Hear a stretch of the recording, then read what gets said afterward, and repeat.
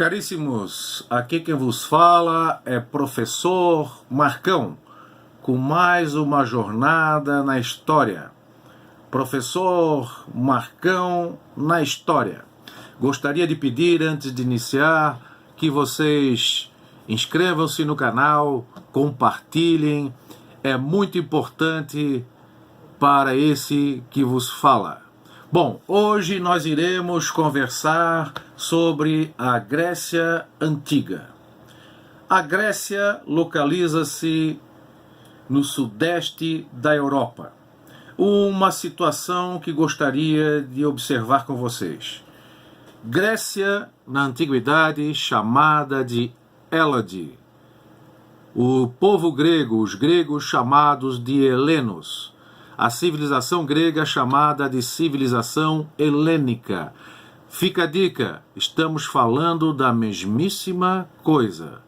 Bom, quando nós falamos da Grécia Antiga, nós temos que falar dos períodos. A história grega está dividida em período micênico-homérico, período arcaico, período clássico e período helenístico. Nesse período micênico ou homérico, nós vamos encontrar a chegada de vários povos no território grego. Os aqueus, os eólios, os dórios, que fundaram a cidade de Esparta, guerreiros, e os jônios, que fundaram a cidade de Atenas, comerciantes. Além dos cretenses, que já viviam na ilha de Creta, a maior ilha da Grécia. Bom, o que nós vamos estudar hoje é o período arcaico. O período arcaico vai do século 8 a.C. ao século 6 a.C., temos 200 anos de história. O que tem de especial no período arcaico é a formação das cidades-estados. Cidades totalmente independentes e rivais. Mas preste atenção, essas cidades tinham duas coisas em comum, o idioma e a religião. Não existia o rei da Grécia, porque eram cidades independentes. Cada cidade tinha o seu governo. Bom, vamos falar das cidades-estados, mas especificamente de duas cidades, Atenas e Esparta. Primeiramente, a cidade de Atenas. A cidade de Atenas ela foi construída na planície da Ática, na chamada Acrópole, cidade alta. A sociedade ateniense se caracteriza por três classes sociais. Os eupátridas, os cidadãos, na verdade, uma nobreza com todos os seus direitos políticos e sociais. A classe seguinte são os metecos. Os metecos eram, na verdade, estrangeiros que foram viver em Atenas, eram obrigados a servir ao exército, mas não tinham cidadania. E os escravos, que podiam ser prisioneiros de guerra ou por dívidas. Atenas chegou ao absurdo de 18 escravos para cada cidadão. Política ateniense. A política de Atenas, nós destacamos os legisladores. O nome já diz, aqueles que elaboram as leis. Vamos destacar, primeiramente, Drácon, com as famosas leis escritas, draconianas, leis extremamente rígidas. Exemplo, roubo, pena de morte, assassinato, pena de morte. Depois assume como um grande legislador em Atenas, Solon.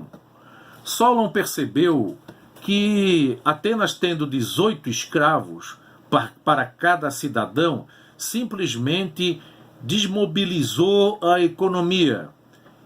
Os escravos não têm salário, portanto não compram e ainda não deixam emprego para os homens livres. O que fez então Solon? Fim da escravidão por dívida e a divisão da sociedade pelo grau de riqueza, não mais pela origem familiar. Essa história de ser nobre, descendente dos jônios, não tem mais valor social. O que vale é o grau de riqueza, como é a nossa sociedade hoje. Clístenes, outro legislador, instituiu a democracia. Atenas é o berço da democracia. O que é democracia? O governo do povo. Só que essa democracia era apenas para os eupátridas, que representavam 30% da população. Moral da história: não existia democracia plena em Atenas, que era o berço da democracia. Cuidado com isso agora, hein? Prestando atenção. Mulheres, metecos e escravos não participavam da vida política de Atenas. Então, posso afirmar que não existia uma democracia plena. Fiquem ligados nessa observação.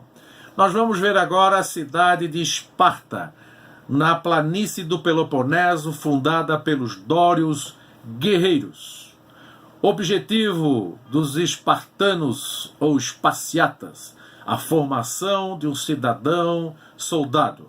Sociedade dividida em esparciatas, os cidadãos, os militares, a classe seguinte, os periecos, os estrangeiros que foram viver em Esparta, e aí vos digo que esses estrangeiros eram fundamentais para os espartanos, porque tem certas atividades que eles não exerciam, só aceitavam a atividade militar. Então o comércio, o artesanato ou a atividade agrícola era exercida pelos periecos.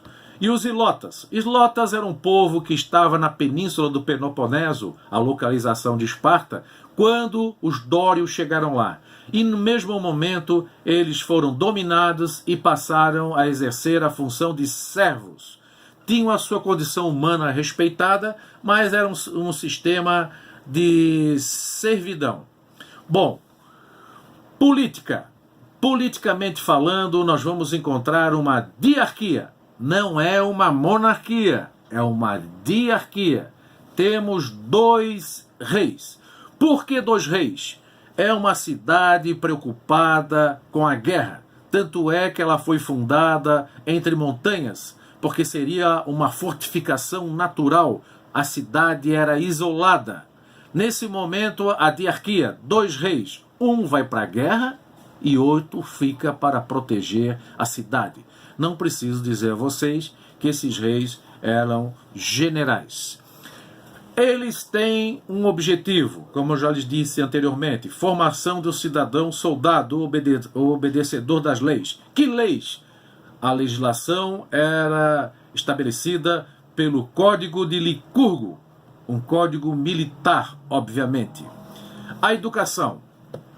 A educação espartana era para o aprimoramento físico e o desenvolvimento na arte da guerra.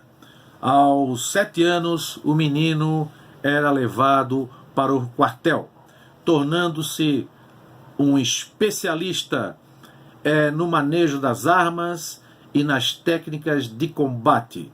Praticamente começava a sua vida no quartel para ser um soldado de elite. As meninas eram educadas para serem mulheres de soldados e mães de soldados, educadas severamente para isso. Eram consideradas boas mães, né? E tinham uma certa influência familiar. Amigos, mais uma etapa de Marcão na história. Voltamos em uma próxima jornada. Fui!